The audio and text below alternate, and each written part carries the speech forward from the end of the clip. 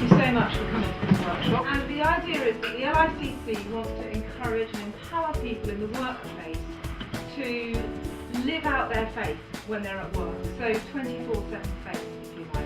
And the way I'd like to start is by asking you, what would you like from this workshop?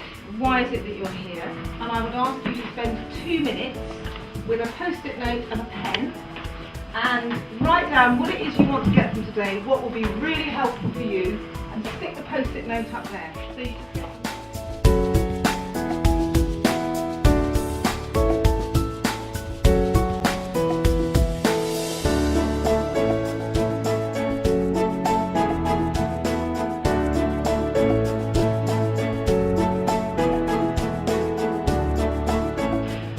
wanting to learn how to let people know that you're a Christian, or to encourage them to think about their faith and their spirituality, because that's how most people connect first of all.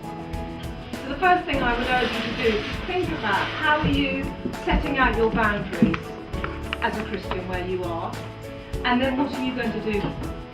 Traditionally, if you were a Christian, you were meant to go into the caring professions.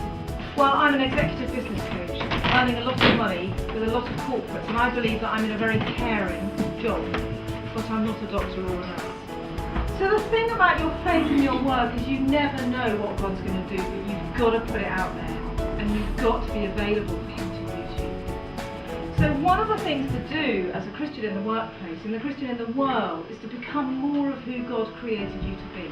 But until that time, work with your friends to check your priorities. And I would recommend, if you want to think about your priorities, find 2 or 3 people who you know and love and trust, blokes, females, whoever they are, and sit down with them frequently and just check in. So if you leave this room and you do nothing different, nothing will change. I think you need to be who you are, not who somebody thinks you are. How you can become a better encourager and enabler, I think, is to, particularly if you're a manager, to really care about those people. So if you have people working with you and around you, make sure that your humanity is at work.